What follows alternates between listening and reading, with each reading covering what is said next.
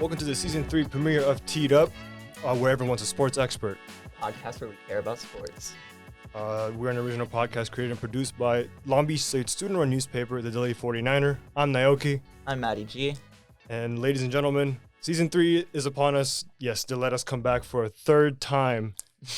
Don't know how this has happened, but it's only right that, we ended last season on a little bit of a... We got Gary on. We got Barb on, we had JJ Fiddler on here, Bobby Smitherin, we had Amy Wright. So it's only right, that we kick off Season 3 with an absolute banger. We dressed up.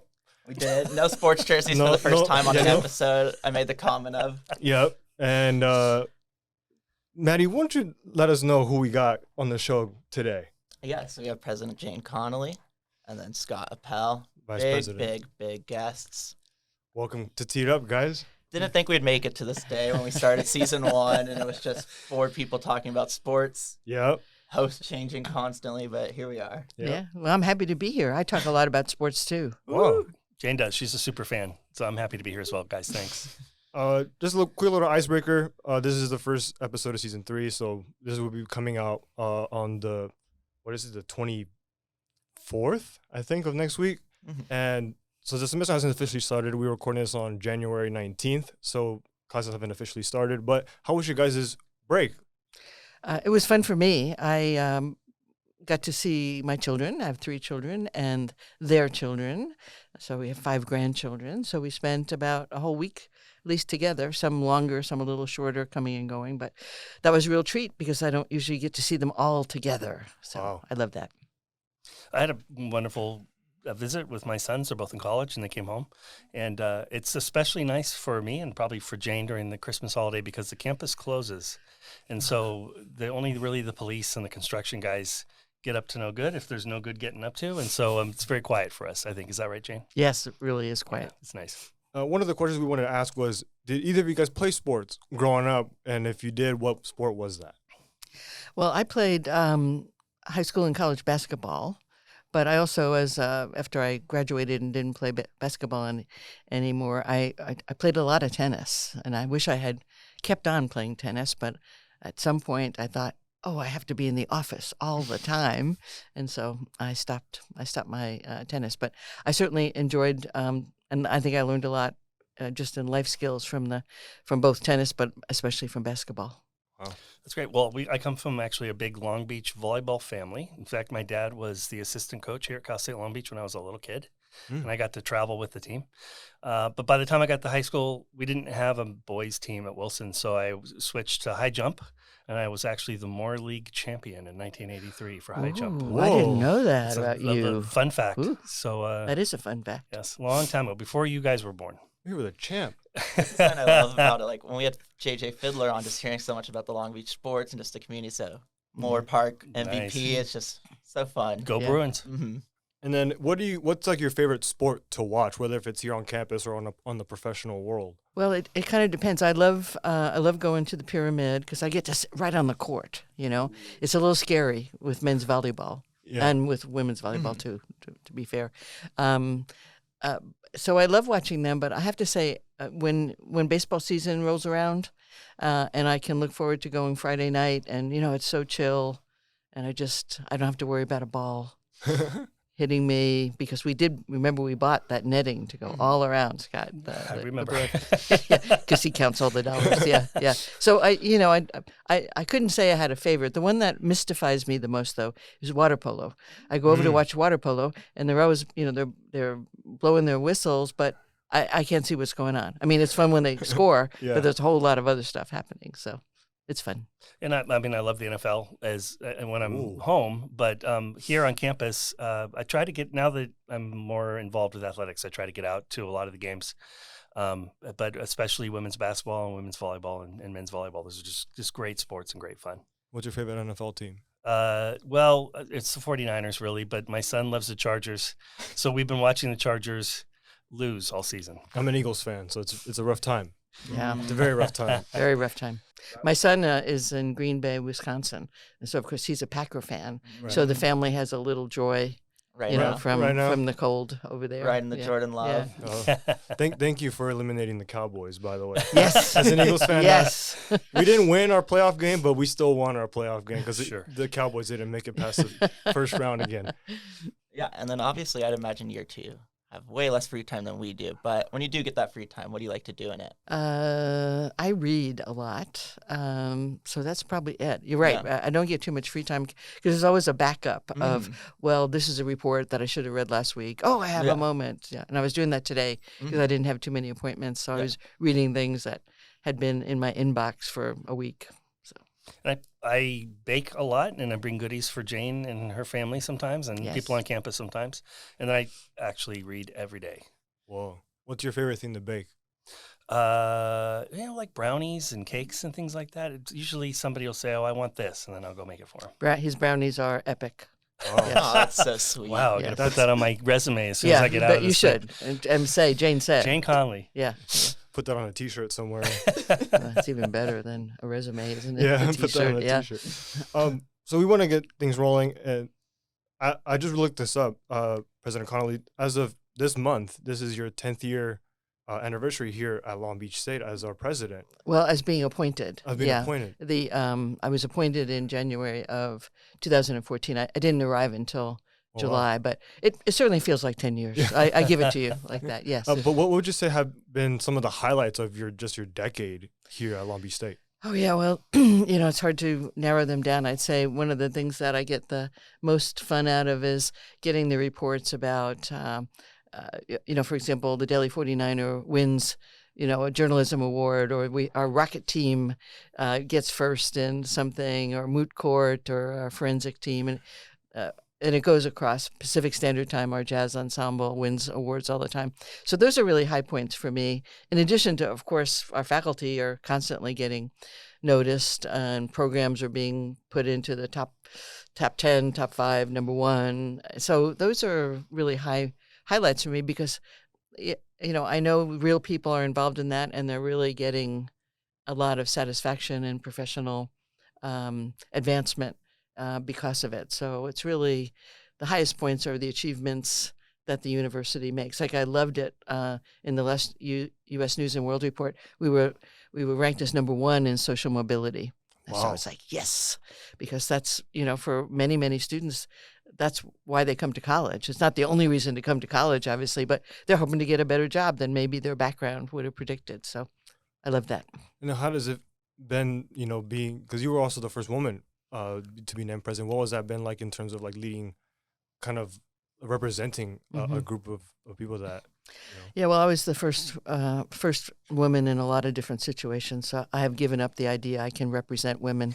I just have to do me at the best I can, So, yeah, I think it was an easy transition. Have a great team. There were already some women who were vice presidents, and so I didn't feel that at all. I think related to sports, I think there was some concern from perhaps some of the athletic department leadership that a woman would not care about sports. And that was a little kind of rumor that was floating around. Oh, we better not hire a woman because she won't support our teams. But that person was wrong. Oh, very wrong. Very, Very wrong. Thank you. Let's say that a few times.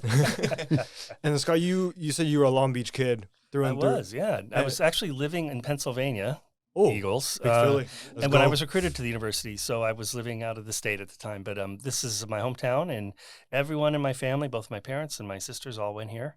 And so I never expected to work at the university, and it's such a joy to come back, and it's a lot different than being a student, being an administrator. But it's just there's been so many wonderful things that have happened on this campus in the time I've been here.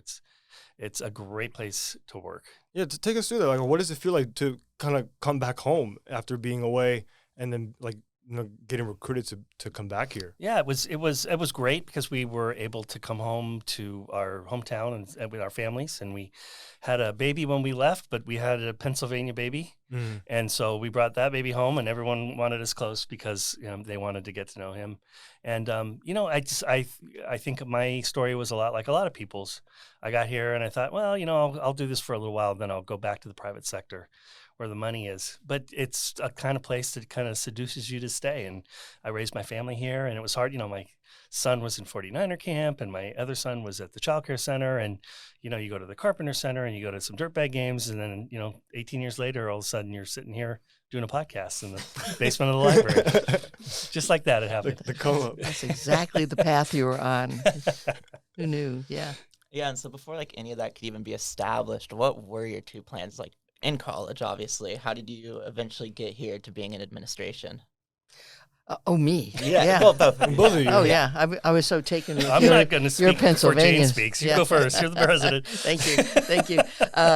Okay, so no, I didn't plan to be an administrator. Mm-hmm. I grew up in New York City. I grew up in the Bronx, and at that point in the 50s and 60s, I was a young woman. I was going to be a teacher or a nurse or something like that. And then I, through just opportunities, got to go finish an undergraduate degree, obviously, and then went on to a PhD. And it was one conversation. I thought I was a psychologist. I'm not licensed anymore. No, but you're still a psychologist, Jane. I I can vouch for that. I do practice every day, but not under that name. So I was graduating with my PhD, and my director of my program said, "Well, what are you going to do?" And I said, "Well, I'm going to look for a job, out there in community mental health or working in the schools or doing something." He said, "Well, did you ever think about being a university professor?" And he said, "You probably thought at some point that you knew more than they did." And the truth was, I often thought that because I was really cocky.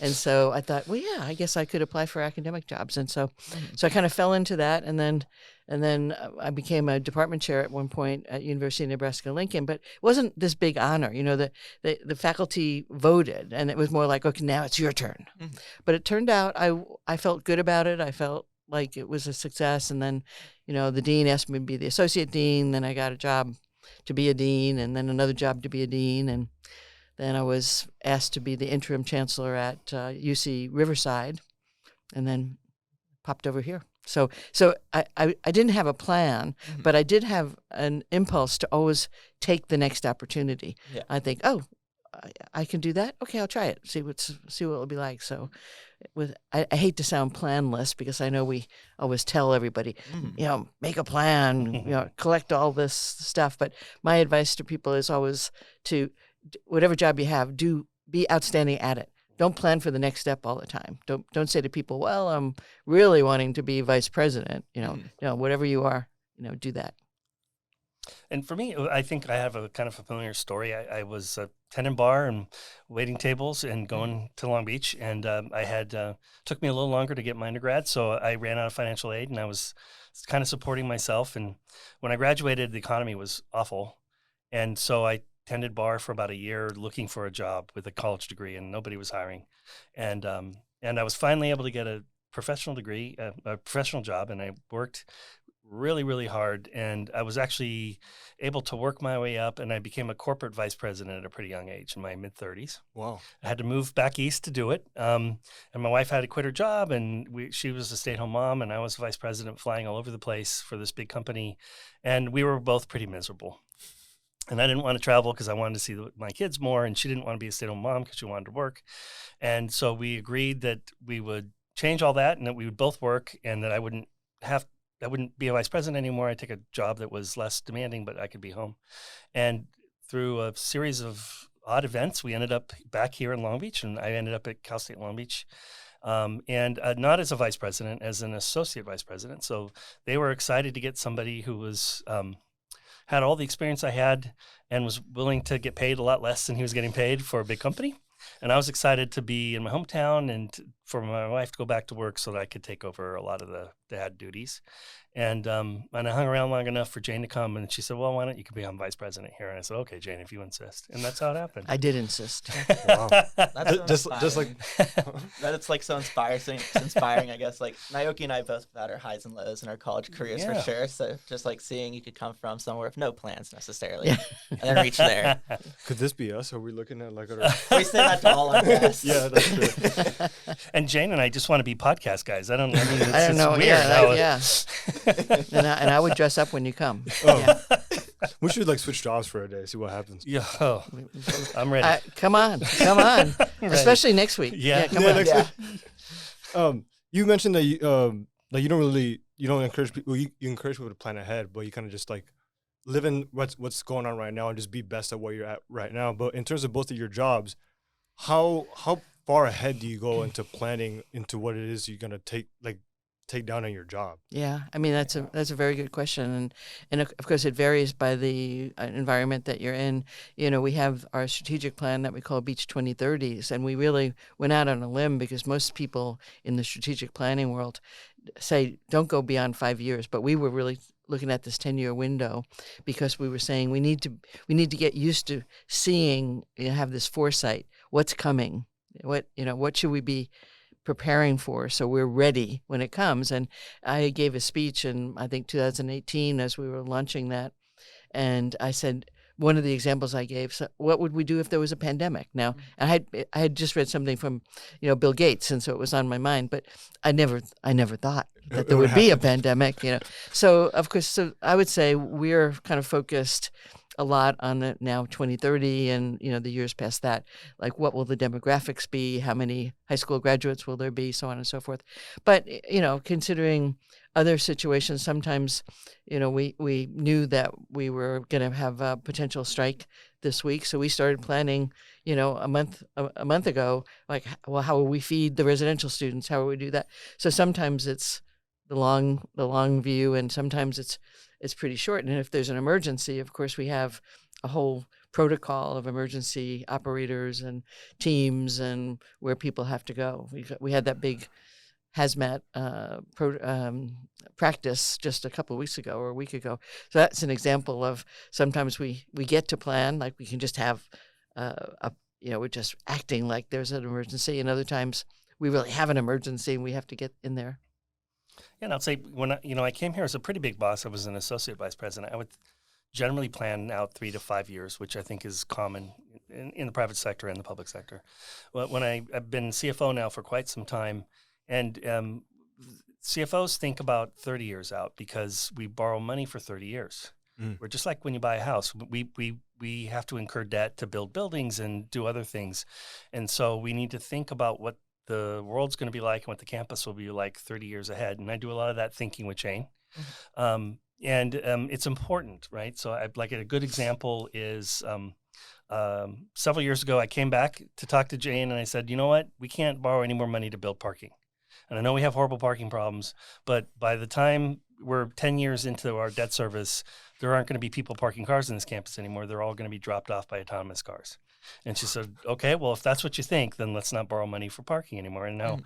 And I'm glad we did that because there's autonomous cars as taxis in several cities now. And I think they're probably ahead of schedule. So if we had borrowed 30 years worth of debt and we use parking permits to pay the debt service, we'd be in big trouble in 20 years. Wow. And that wouldn't be my problem, probably wouldn't be Jane's problem, but it'd be somebody's problem. So it's important to think ahead and to use as many data points as you can to make good decisions. Yeah, and then as far as we started at the beginning of the podcast talking about it's year 10 now for you at the college, just hitting certain milestones, I guess year 5, year 10 of being a president at a college.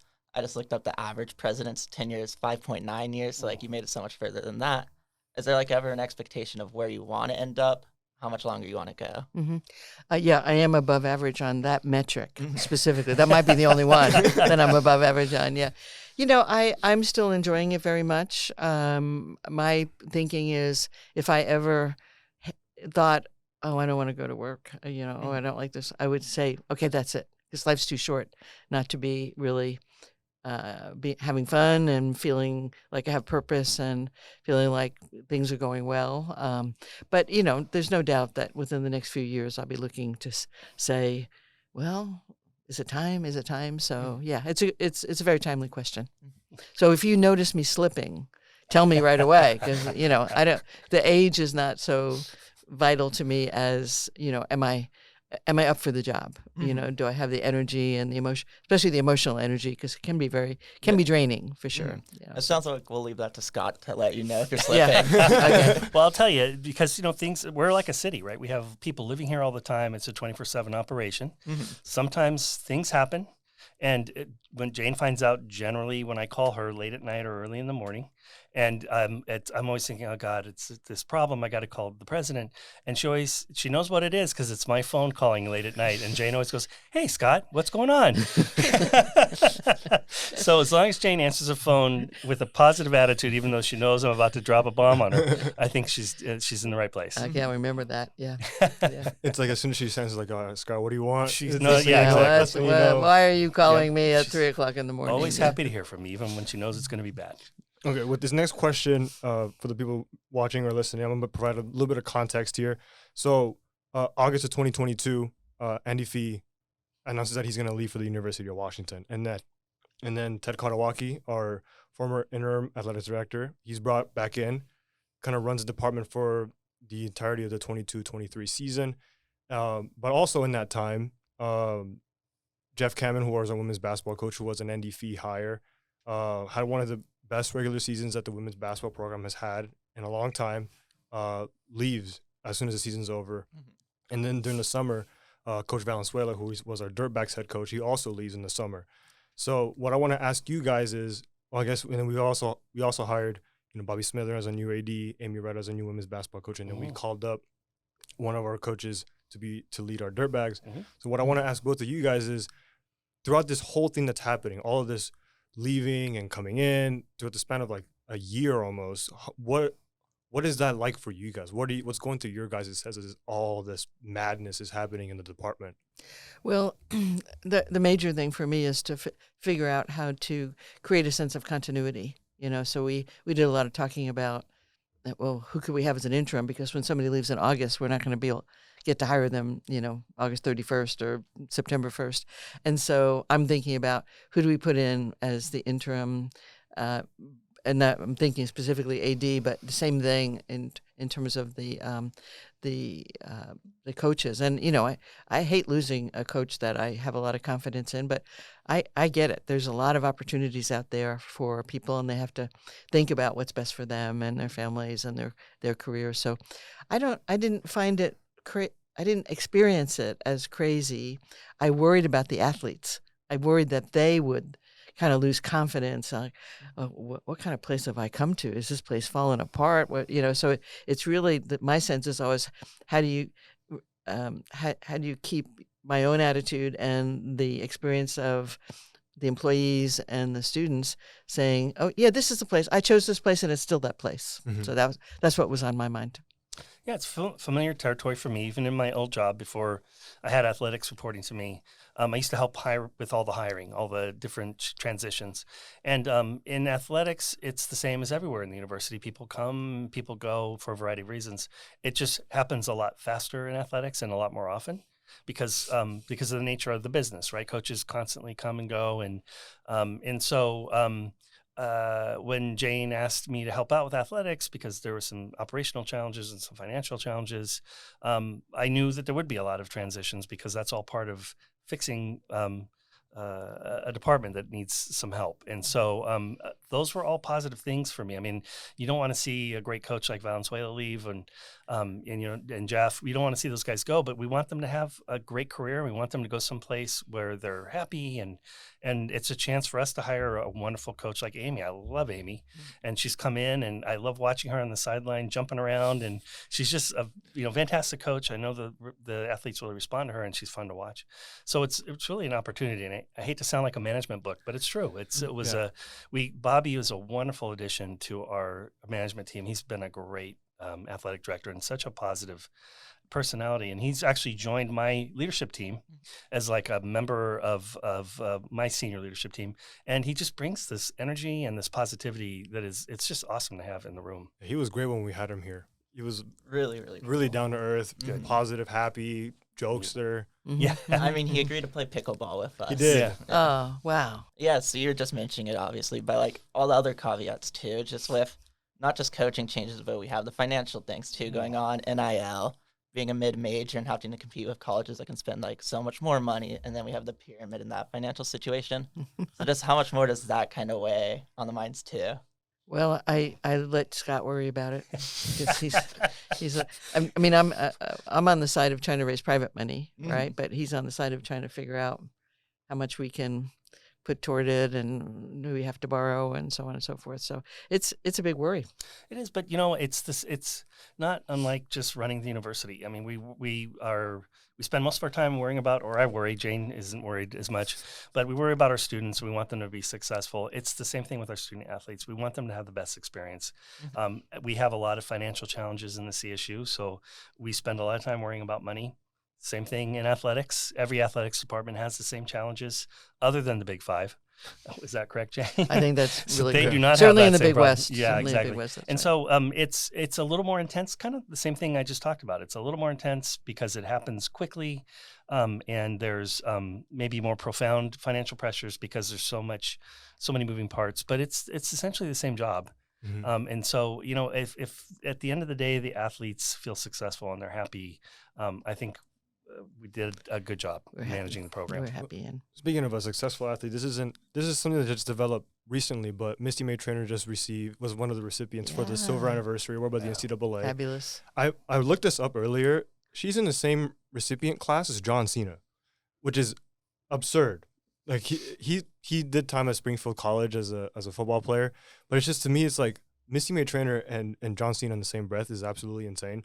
But how do you guys, what are you guys' thoughts on just one of our athletes having the recipient of one of the most exclusive awards in all of college? Oh, it's college sports? fabulous. And I've been at camps where we have, young women in this case, and Misty May has always mentioned to them that we were the home for her, that that vaulted her into Olympic success. And so on that, it's great for our persona, our reputation. And then I think she's been such a successful person, just giving back to the community, being coach at LBCC, nice family. So it's just nice to kind of be her friend. I mean, I don't want to make things super controversial here, but I think Misty May could take John Cena. Ooh. I'm saying it. I'm saying it right Ooh. here on this podcast. Book that. WrestleMania. WrestleMania's like in 3 months. We need that. Yeah, I mean, continuing with that string of positive announcements too, though, we see more opportunities for athletes, obviously, with the new addition of the men's baseball tournament for the Big West. Yeah. And then the softball tournament and the men's tournament will be here in 2027. So just like seeing opportunities like that. We also had volleyball here. We're going to have volleyball for men's soon. That's So right. it's just like getting to host and play host Yeah, for these yeah. opportunities. What's that like? Oh, I think it's magical for our players and for our regular supporters, and I think it puts us into a national spotlight that we really want. Yeah, we're not the biggest program in the country, but we're really good at some things, and so I love that, and I know that the players really like it. And certainly the alums love it. And when I get into the pyramid and I see the student section all filled up, I'm just like, yes, this is fabulous. Well, one of my favorite stories is I had the wonderful opportunity to go to Paris a few years ago, and I was in the Louvre Museum. And I was standing on a staircase with a tour group, and I was wearing my Dirtbags T-shirt. And a guy walked by me and goes, "Hey, Dirtbags baseball." Oh, that's amazing. I'm like, "Go Beach." We may be small, but we're big. It depends on where you are. At the Louvre, we're big. Was it a French guy that said No, it? Oh. it was some dude from Long Beach, I'm guessing, or from California for This sure. is a French Yeah. guy. This is a big dirtbag He didn't have an accent. No, That would have been a better story. would have been- Maybe Yeah. the next time you tell that story, you could was a kind of local. say, probably some guy. "C'est bon, good bag." Some guy just got out of JoJo's, flew to Paris, and hey, Yeah. that dude's got a dirtbag shirt on. Let me go talk to Hey, him. I just saw that some movie's going to have, or something's going to have Joe Jost as a background. It's that right? the NFL commercials. NFL is that right? commercial. Mhm. That's Whoa. a classic. Speaking of, you said we're one of the biggest program, but one of the biggest things about our campus is the pyramid, that gymnasium. Iconic. Yeah, and we know that over the last year or so, there's been a lot of murmurs about what's going to happen to it, whether it's going to be remodeled, which we hear it might be a bit pricey, or we also think it's going to. Yeah, Oh yeah.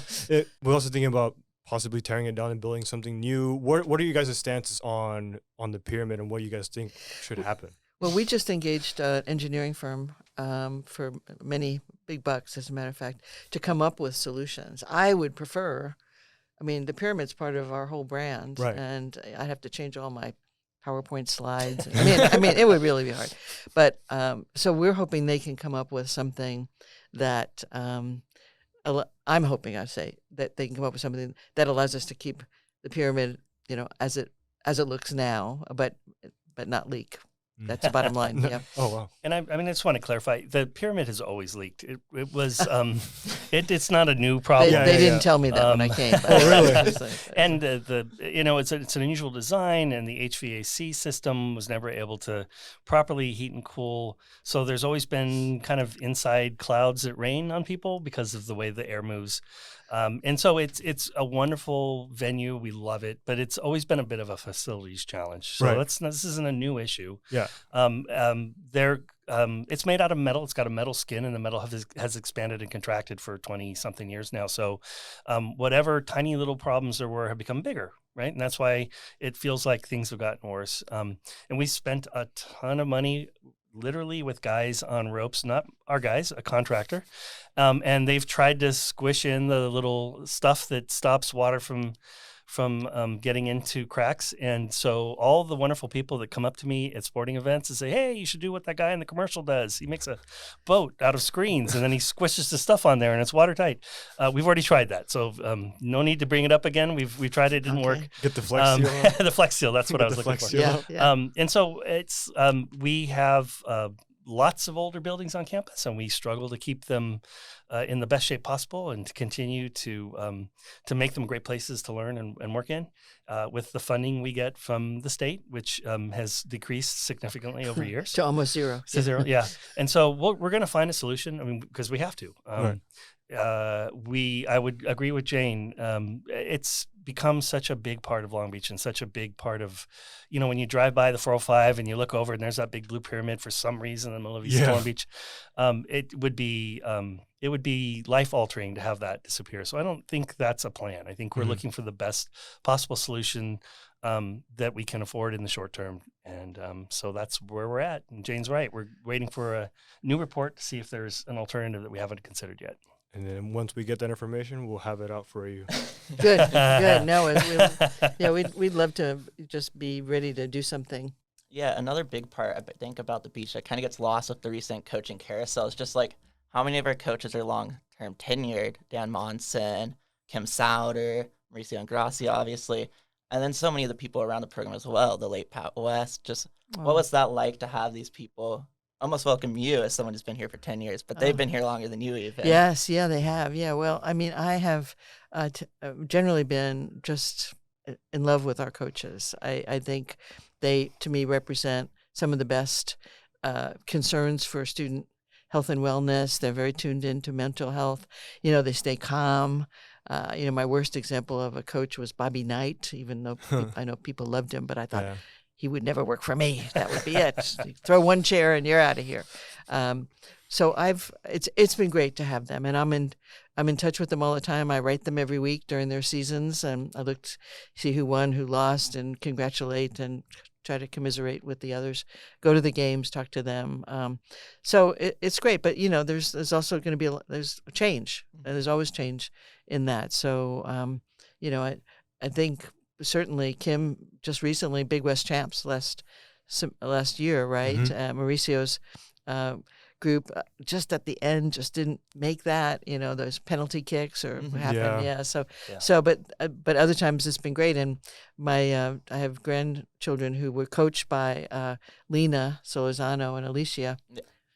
They were here for the 2020 summer, so they follow Lena in her pro career, and they were listening to the recent draft of the women's soccer, and they were so upset that Alicia wasn't drafted. So we're very tied in to that.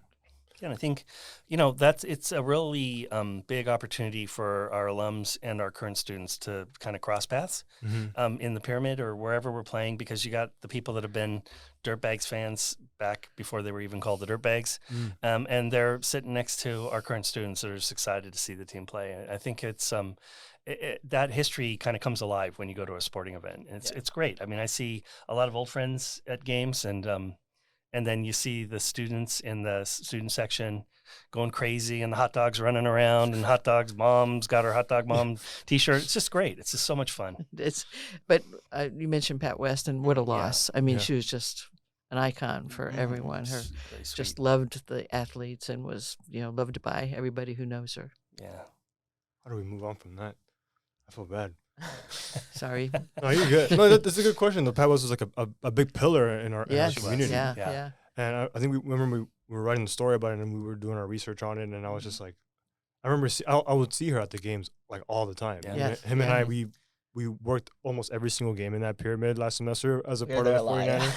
Yeah. And just get to say hi to Pat West, and then Mhm. seeing a lot of the alumni as well. Like, one of the things that's really cool, like bringing in Coach Tyler Hildbrand, who had like a very storied career here, and Yes. then afterwards, what was it like for him to ask him to basically come back home, just like how you did? Yeah, well, he certainly was he was recruited by Andy, and so felt a little bit bad that Andy left right after Tyler showed up. But Tyler is very dedicated to Long Beach. Loves the recruits he has. I do worry. I mean, he's certainly a hot prospect, and he's seen the other side of life with being at the University of Nebraska, Yeah. which I was there for 12 years too. So I know what their budget is for athletics, and it's really different from ours. So I just hope we can hold on to Tyler and wish him all the luck in the world. And it's more than just a job, right? Tyler had a chance to come home. He had a chance to work with Alan Knipe, and those two are inseparable, I think. Yeah. And what a great opportunity for Tyler to have a colleague like that and learn. And so, it's great for us to have him here. It's great for him to kind of have a family and coming to a place where the culture and where everybody knows your name, I guess. What a great opportunity. And you don't get a lot of those in your career, especially when you're a coach that moves. Right, That yeah. will eventually move. It's wonderful. He's for sure the best dressed coach on game day. His game day fits Oh, are phenomenal. I need to He's pay more got- attention. He's Okay, I got will. he's got like he wear like the pink button up. He's got the nice pants on. He'll have some Jordans Everything's on. freshly Everything groomed. is like Is that right? Mhm. starched, No sweating, iron, nothing? none. No. He's Oh, the gosh, best okay. dressed coach I think I've ever Thank seen. you for telling me that. I'm gonna take a picture of him now every the time. flyest coach. The flyest coach. Okay, now we're gonna kind of switch gears a little bit here. As I mentioned at the top, we are recording this on January 19th. So it's been announced that there's gonna be a CFA faculty strike starting on January 22nd, so next Monday. This will come out on the Wednesday of the strike. And one of the things we have you guys here. So if we could just offer some initial thoughts and some just things that's on your mind in the midst of what's happening. Yeah, well, of course, the faculty has a complete right to strike, and I agree that they're not paid enough. I don't have any kind of role in the negotiations. That's done entirely at the Chancellor's office. We did get good news just recently that the Teamsters have settled. So we're expecting a Teamsters CFA strike, but it looks like, I guess it will just be CFA. So we've been in touch with the leaders and trying to help them where we can. Can we bring trash barrels so that they have places to throw things? Can we do this and that? So, it's uncomfortable. I hate that our students will be deprived. Some of them will be deprived of their faculty members and their classroom experiences. Some will not. Classes are not canceled. We're counting on the faculty to let their students know if they're going to be there or not. The campus is open, so everybody should feel free to come if they wish, but everybody should feel free to strike if they wish, and everyone should feel free not to strike if they wish. So those are kind of my thoughts. I'm very in favor of faculty getting a living wage in this expensive area of California. Yeah, I mean, I was an HR practitioner for years and years and years, and for coming to the campus was a labor negotiator. I actually negotiated union contracts for a big company, and so it's a little bit different here because the company's not going to go away. Right. And that's a big piece of negotiating contracts outside in the private sector. And your employees aren't going to go away. Generally, our employees stay and our faculty definitely stay. And so what we all hope for is that we get through this and that everybody's able to kind of come back together when it's over and still be collegial and be still all working together to try to make the student experience as great as possible. It's not fun to have labor problems. It's not fun when it's in the private sector. It's not fun when it's here. But it's part of working in a higher ed institution with a unionized faculty. We've had, I think I told Jane, this is maybe the fourth time that we've thought we were going to have strikes. This is the first time we've actually going to have a week-long labor action in my career here. And so I've prepared a lot. in the past, and this will be the first time where we actually see kind of this kind of thing. I'm just hoping to get to the other side and finding a way forward with everybody. Yeah, for sure. I mean, imagine we have 3,000 students who live on campus. We have to figure out how to feed them if trucks wouldn't cross a picket line. So at every level, there's labs that have animals, there's hazardous materials. So you can imagine that on our side, in a sense. I hate to put us on sides because we're all in the same community, but we have a lot of work to do to protect, especially the residential students, but also some of our other lab and other assets. Yeah, it's the last thing, not strike related at all, but just what do you guys think about the campus representation and just in regards to student media, especially if athletics of recent, Daily 49er, 22 West, we have Beach TV News, just a lot more representation from media, I think, and a lot more noticeable on campus as well. Yeah. Oh, yeah. You mean specifically around athletics? The whole campus in general, but athletics geared as well. Yeah, sure. Because that's what you guys are the experts in. Yeah. No, I've been really impressed. I don't know who does everything, but for example, the video boards and the playbacks and the interaction with ESPN Plus or One or whatever ones we do, and then just the reporting on sports that I see in the Daily 49er and 22 West. I mean, I think it's really valuable because especially if you live on campus, you have easy access. But if you have to come back for a game, it's really nice that you all have been able to create kind of a buzz. Like this is really worth coming back to. And I think the athletics department has kind of picked up their game too in terms of activities and swag and giveaways and this and that. So I'm very pleased with the work that you all have been doing to kind of increase our visibility. Yeah, and I mean, I can say definitively this is my favorite podcast I've been on. This is the only one. I'm second in the numbers, all right? But just don't start punching the gift horse in the mouth there.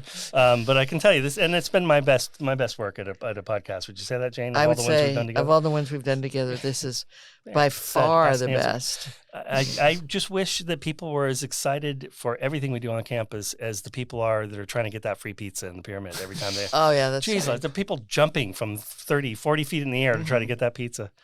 Well, the other day when we were playing, who were we playing? Anyway, Dominguez Hills maybe. Anyway, when the opposing team had 2 foul shots they missed in a row, and so the gift cards. The kind of wind up to that people were going crazy when it was actually a pretty full game. I mean, there was a lot of people at that game, and I'm embarrassed that I forget who they were now, but when you go to as much stuff as I go to, I'm going to explain it. My brain is just too filled up. So it just makes it it makes it fun. So, the creativity that you all bring and the reporting that you bring and then interacting with others who are kind of helping with PR and, ticketing ideas. I think we're in a really good era, but we're in an era that we're also improving. We've hired, develop for the first time really a true development director to actually raise funds, and that's her actual job, and she was a student athlete herself, and so I'm very optimistic about the future of beach athletics despite what the NCAA is doing. Well, with Bobby Smither at the helm, it looks very, very bright. I agree. I agree, and we have great leadership also at the Big West. Dan Butterly is a relatively new Big West commissioner. I happened to be the chair of the board of directors during that year, so I actually got to handle that search, and I've been really pleased. He's worked a lot more and better deals for the Big West, and we're benefiting from that. I thought, as I saw what he was doing, I was feeling like we were the best kept secret on the, in major conferences or mid-major conferences, but that's not the case anymore. And he's also able to pull people together. So we're working on, as I said, kind of what will we stand for now in this newly imagined NCAA. So I'm really pleased with his leadership. I have one more question. What went into the decision of letting class of 24 walk for commencement this year? Well, we had wanted to do it, of course, every time. Right. We just couldn't figure out the timing, and we're yet to see if people will stay. This means the ceremonies are long. Yeah. But we're going to try to mitigate that as best we can. So the answer is students wanted to do it. Right. And it's their party. We wanted to do what they wanted to do, but we couldn't, the first 2 years it was, we were worried about COVID, really. And then the next year we were just like, we don't know how to fit all these names in. But, the last thing I want to do, and I know no one on our team wants to do, is disappoint students at this kind of major milestone of their lives. So it was all the student, I'm going to say pressure, but I didn't experience it so much as pressure, but all the student input, and as I said, it's your party, so you should have it the way you want. But, there are just limits. I wish we could do it on campus, but we've just outgrown all of our venues. And the students who come to the graduation at Angel Stadium, even before now, that they'll hear their names and walk the stage. I mean, that was a joy. Those were joyous events. People were after it. We had the DJ and they were dancing, and we had all this stuff. And so and during it, they were clapping and yelling and loving to see themselves on the big screen and stuff. So I think we did the best we can, and I hope this next iteration will be appreciated and will be successful. We have gotten rid of the afternoon events, commencements, because it's so hot, and students they're in the sun, and so we kind of try to work around student safety and also the people who come. So the great thing about Angel, you can have so many people come and watch you. That's true. Because that's a huge stadium, so it's all good. Huge. Yeah, I mean, I think people don't realize the size of our ceremonies on campus. I think we could accommodate 12,000 people at the big ceremonies, and we had to turn people away. And moving 12,000 people on and off campus in one tiny part of the campus is a monumental task, and I've got every one of my employees out working lots of overtime just to try to accommodate that, and getting the grandmas and people with mobility issues in and out of a grassy part of the campus wasn't an easy thing. Yeah. And so Angel Stadium is built specifically to bring thousands and thousands of people there, and we get them in and we get them out, and they get parked, and the staff over there is just so good at it. We're hoping we can bring the best things that the Angel Stadium has to offer, which is all of that, along with reading names.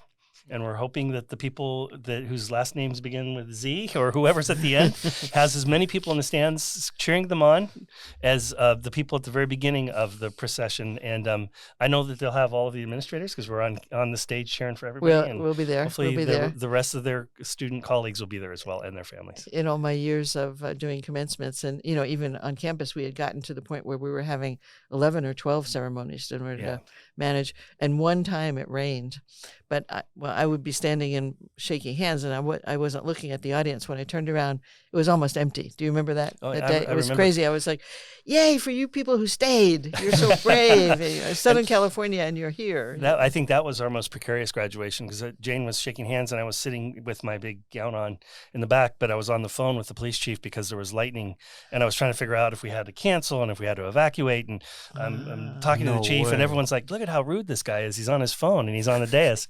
And they didn't realize that, I was really, really nervous. And then when the last person walked, I'm like, "Jane, we got to get out of here. We're in a metal stand and there's lightning flashing in the skies." I forgot that part. That's why he's the official worrier. Everybody worries when there's lightning and you're sitting in metal stands. But he didn't tell me that while I was shaking hands. That was good, because I would have been nervous about. It was. We got rained on that day. We did get rained on, but we wear those big hats too. That's true. It's true.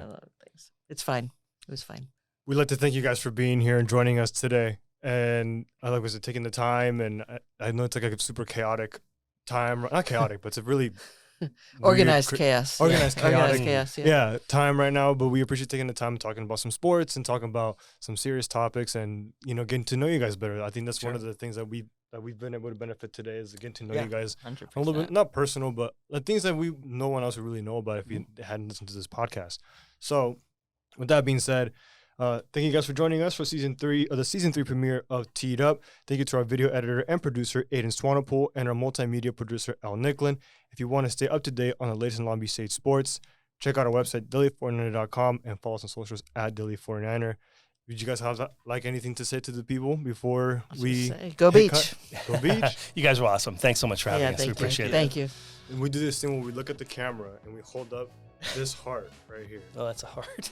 Yeah, well, you can put whatever heart you want. This is our brand heart. Oh, There you jeez. go. Okay. I don't think I did it right. And we'll catch you on the next one. Let's go. Yeah.